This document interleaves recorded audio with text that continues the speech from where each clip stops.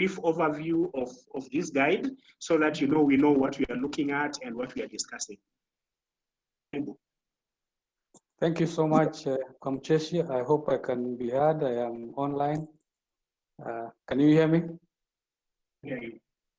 Thank you so much.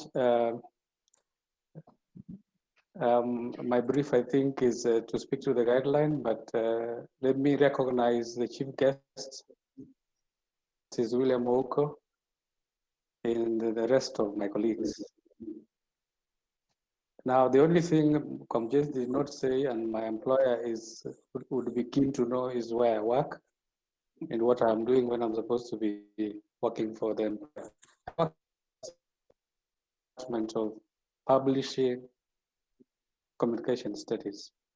I could, as Mako has rightly put it, I have a vast experience in court reporting, of course, beginning in the 1990s, all the way until 2010, when I hung my boots and decided to join the academy. I must thank the Kenya Editors Guild for picking on me to edit the guidelines. I am not the one who did the legwork. Of course, they will be acknowledged separately. All I did was to edit the guidelines. And of course, editing also includes reviewing and improving on it. Having said that, I will straight go to the guidelines and share with you what is in that book for all of us, not just for journalists who intend to cover courts, but for all people who have an interest in what goes on in courts, including, of course, journalism lecturers. And of course, this may not be said, but I think is a good read even for judicial officers. It is important that the judicial officers also appreciate what the journalists think about their practice, and especially in the context of court reporting. In the book, which has 8 chapters, and appendices, which in my view would also pass for a chapter because they're quite loaded. The first chapter of the book basically talks about the relationship between between the journalists and the courts. I think I don't want to preempt, but one of the things that it basically says is that the journalists have certain wishes that they would have expected the courts to do to make their work interesting. But they observe that sometimes some of the courts are a bit conservative. And when I talk about courts, of course, I'm referring to judicial officers, which is normal to be conservative. But there are also those who are also outgoing and open, who sometimes, allow the journalists also to have a good time when they are doing court reporting. And the most important part in that chapter is basically saying, is it possible that the courts can be as open as it can get to allow the journalists also got the information that they need for purposes of sharing it with the larger society. The second chapter basically is on my notes. The second chapter of the book is basically to journalists when they are in the courts bit. And the expectation is not any different from what we expect of journalists generally in their practice. So it has borrowed a few key aspects from the Code of Conduct for the Practice of Journalism. And the chapter has played up accuracy and balance in reportage. It also advises journalists on how to deal with legal jargon, how they should, what kind of attire they should wear when they go to those courts, how they should address judicial officers. The same chapter also talks about what is expected of judicial officers. And again, it has borrowed from the Judicial Service Code of Conduct and Ethics. And one of the highlights in the Judicial Service Code of Conduct and Ethics is impartiality. Then we have chapter 3, which is basically on media access. Basically, it introduces new journalists or those who are practicing to certain guidelines referred to as coverage of court proceedings. Guidelines, the Judiciary Republic of Kenya, is a document that has come from the judiciary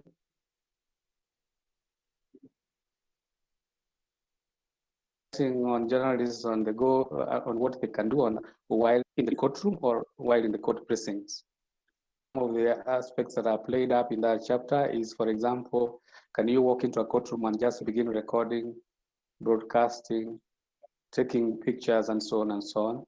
Are there areas where journalists should not step, and so on and so on, which is really very, very good information for a first timer in the courts, and even good information for those who have been reporting but have, for lack of a better word, rusted, and they need to remove the rust. So there is no harm in a refresher course. So making a date with that chapter would be a move in the right direction. Then there is chapter 4, which in my view is the most loaded in the book, which basically introduces journalists to the local courts and the international courts. This is, in my view, is something that we all need to take time, whether you are reporting courts or reporting elsewhere. Could be an editor, but I think you also need to familiarize yourself so that it's clear when you get copy from a reporter, you know where it is emanating from.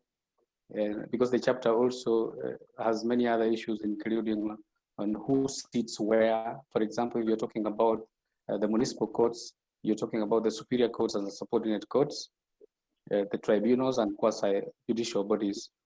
So it really gives you an idea who sits there, what the jurisdiction is, and so on and so on, which for me is very interesting read, and I think everyone else would find it interesting. Of course, it crosses the boundaries from the superior courts, subordinate courts, tribunals, and quasi-judicial bodies to international courts.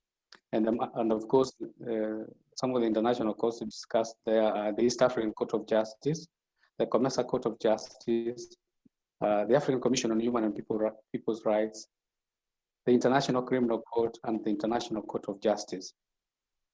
Again, it is detailed. It tells you what matters they handle, where these courts sit, who comprises those courts. Of course, it is supported by what we'll later find in the appendices, where actually the current office bearers or those who sit in those courts currently, their names are spelled out clearly, and even those who used to serve there but have since retired, you'd find that, of course, in the appendices, which comes after chapter 8.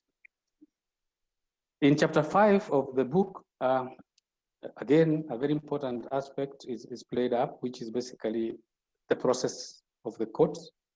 And again, here we have the criminal process and we have the civil wrongs process.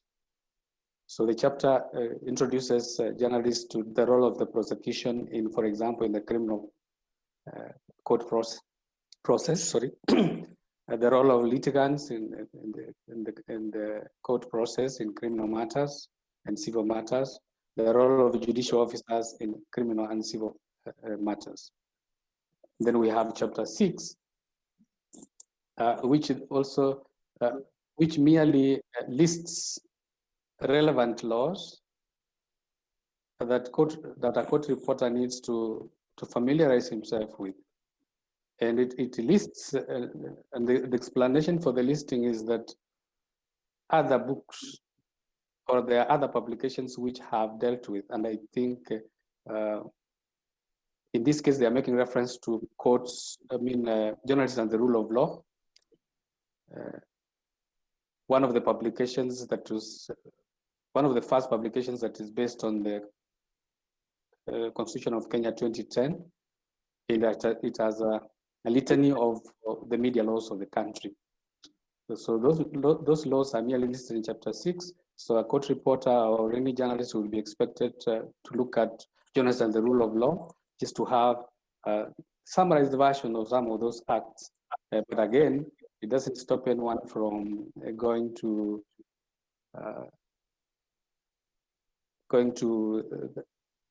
the website to pick the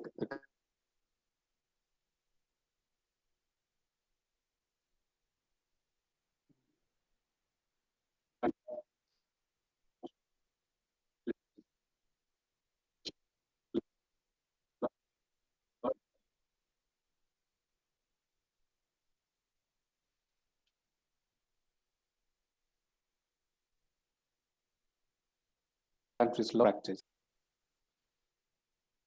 Administrative Action Act. I'm sure it's suggesting that you need to study them the way a lawyer would, but I think it is important to appreciate the stance of most of those laws. Again, in the same chapter, it puts everyone else on notice that courts expect journalists to respect them. Of course, here we are referring to judicial officers in terms of their directions, in terms of their orders. Discusses content of court, and it's just a reminder to us that courts have teeth, they can bite if you cross the line. Maybe now that we have Justice William Ouko in the House, I don't know, he may want to say whether there will be a waiver for journalists who show disrespect courts of law.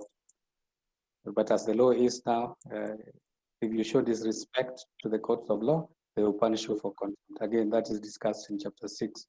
Then chapter 7 of the book takes us through credible court documents and sources of information that a journalist may access. For instance, it says a journalist can access evidence introduced in open court, except where the privacy rights of the victims and concerns of family members outweigh the right of the public to have access. Of course, from that chapter, it is clear that you can't access every document. There are documents that you may not access. Of course, other documents that can easily be accessed include the court docket, the court lists, documents filed in pretrial proceedings, pre-sentencing and post-sentencing reports, plea agreements, information, indictments, search warrants, supporting affidavits, evidence, and other materials related to sentencing. I think for us, it is important to know which documents we can access within the law and which ones we are prohibited from accessing.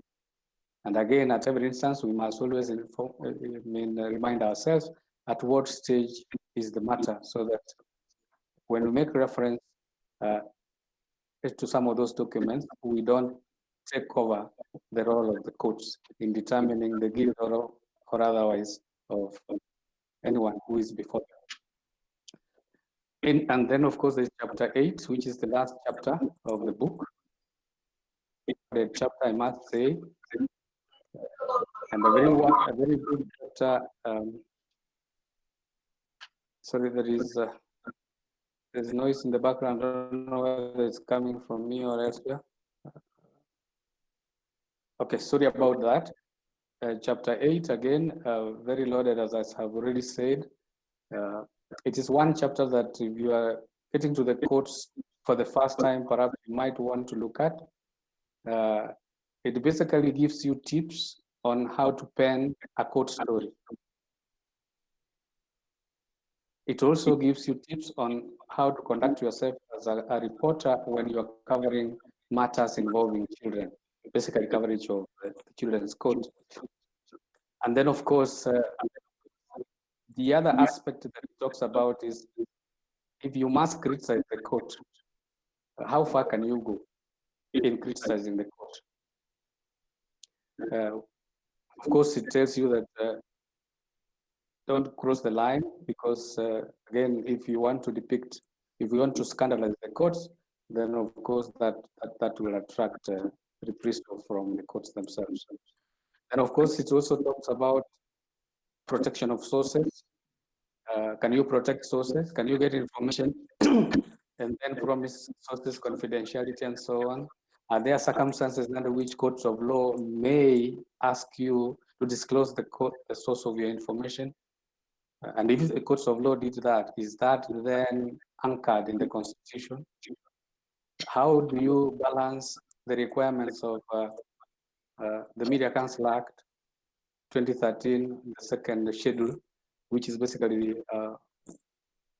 the Code of Conduct for the Practice of Journalism, and the constitutional provisions in terms of access to information? You find that in Chapter 8.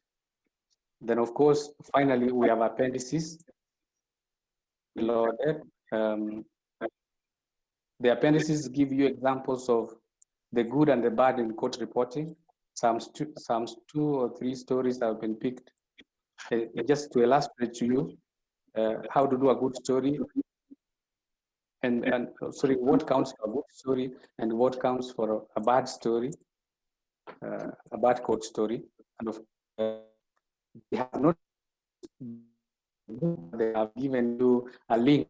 You can read the stories in their raw form and see whether the opinion they have about those stories agrees with your opinion. And then, of course, in the appendices, you will find the names of the current judges and some magistrates and their workstations. Then finally, you find select legalese, words that are commonly used in court documents, words that are commonly used in courts of law, and may not mean the exact thing that we know in our day-to-day lives. And of course, there is the list contains terms that are in Latin. And of course, as I said, courts are still very conservative. They still use Latin terms. But at the time of doing whatever they do, I think they are not addressing Wanjiku. They are addressing the parties that are in court, and especially the lawyers. So Latin terms are in judgments, and therefore, as a journalist, when you're confronted with this, perhaps you don't have so much time to go searching what they mean. Then you have a one-stop here where you can quickly refer and see what probably the Latin term that has been used in the judgment means. That's what is in the book. And I must say thank you, and thank you, Kenya Editors Guild, for giving me a chance to edit and make this presentation. Thank you. Over to you, Kwamcheshi. Thank you very much, Dr. Nyamboga. Yeah.